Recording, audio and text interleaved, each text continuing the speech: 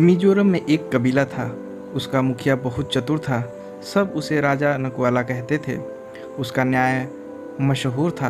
दूर दूर से लोग उससे सलाह मांगने आया करते थे। उसे पहेली पूछने का बहुत शौक था। एक बार दो भाई राजा के पास अपने झगड़े का फैसला करवाने आए। पिता मरते समय दोनों के लिए एक गाय छोड़ गए थे। उन्होंने बेटों से यह भी कहा था कि बाद में पशुधन को वे आपस में बांट लें। अब इसी का झगड़ा था कि कौन कितना ले। नकवाला कुछ देर सोचता रहा, फिर बोला, मैं तुमसे कुछ प्रश्न पूछूंगा। जो भी सही उत्तर देगा सारा पशुधन उसी को मिल जाएगा। नकवाला की बात सुनकर बड़ा भाई सोच में पड़ गया। उसे मालूम था कि छोटा भाई चतुर है। अगर मैं उत्तर न दे पाया तो सारा पशुधन मुझसे छिन जाएगा। यह कैसा न्याय है सोचकर उसने कहा, राजा, हम बंटवारा करने आए हैं, पहेलियाँ बूझने नहीं। छोटा भाई बोला, आप जो चाहे पूछिए। नकोला ने पूछा, संसार में सबसे तेज गति किसकी है? बड़े भाई के पास तेज दौड़ने वाला घोड़ा था। वह सबको पीछे छोड़ देता था। उसने कहा, मैं कल उत्तर दूंगा। छोटे भाई की बेटी चेमतैया बहुत बुद्धिमान थी। पिता ने उसे नकोला का प्रश्न बताया तो उसने उत्तर बताया। वह निश्चिंत होकर सो गया। अगले दिन दोनों भाई फिर नकोला के पास गए। बड़े भाई ने कहा, संसार में सबसे तेज गति मेरे घोड़े की है। छोटा भाई बोला, सबसे तेज चाल से मन चलता है। वह एक पल में पूरी दुनिया का चक्कर लगा सकता है। नकोला ने छोटे भाई से कहा, तुम्हारा उत्तर ठीक है, लेकिन सच सच कहना, तुम्हें किसने बताया? मेरी बेटी चितमैया ने। यह सुनकर बड़े भाई ने सिर झुका लिया। वह समझ चुका था कि वह पशुधन छोटे भाई को मिल जाएगा। तभी नकोला ने उससे कहा, यह ठीक है कि तुम मेरे प्रश्न का उत्तर नहीं दे सके, फिर भी तुम्हारा नुकसान नहीं होगा। इसके बाद उसने नया प्रश्न किया, बताओ संसार में सबसे अनमोल क्या है? बड़ा भाई इस बार भी उत्तर न दे सका और छोटे ने चेमतैया से पूछकर बताने की बात कही। अगली सुबह छोटा भाई नकोला के पास आकर बोला, संसार में सबसे अनमोल वस्तु है नींद। सोते समय दुनिया के सब प्राणी एक जैसे हो जाते हैं। छोटे बड़े का भेद नहीं रहता। नींद की तुलना किसी से भी नहीं की जा सकती। वाह, क्या उत्तर दिया है, नकोला ने खुश होकर कहा। यह चेमतैया से बहुत प्रभावित हुआ। उसने एक खाली बोरी चेमतैया के पिता को देते हुए कहा, इसमें हवा के बीज हैं। चेमतैया से कहना इसकी फसल उगाकर मुझसे बात करे। चेमतैया खाली बोरी देखकर मुस्कुराने लगी।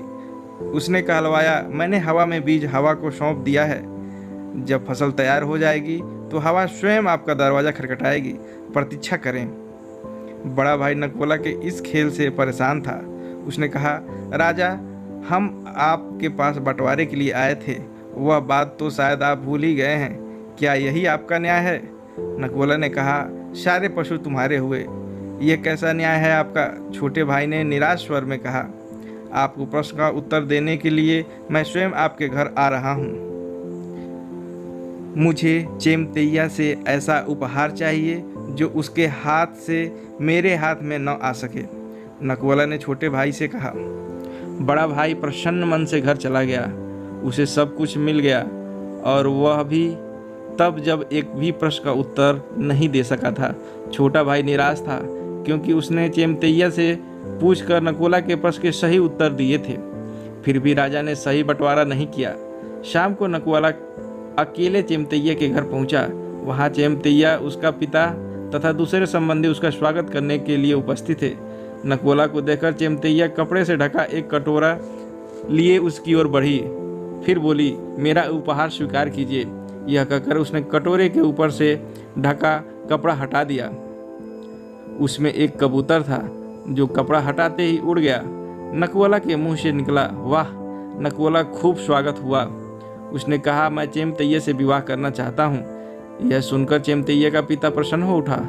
उसने कहा, मैं समझ रहा था आपने मेरे बड़े भाई को सारा धन देकर मेरे साथ अन्याय किया है, लेकिन आपसे संबंध जोड़कर मुझे वह सब कुछ मिल गया जो किसी और के पास नहीं है। नकोला ने कहा, विवाह के लिए मेरी एक ही शर्त है, चेमतैया मेरे राजकाज में हस्तक्षेप न करे। जिस दिन ऐसा हुआ उसी दिन उसे मेरा घर छोड़ना होगा। यह अपने साथ केवल एक चीज़ ला सकेगी। चेमतैया ने कहा, मुझे आपकी शर्त मंजूर है। दोनों का विवाह धूमधाम से हुआ।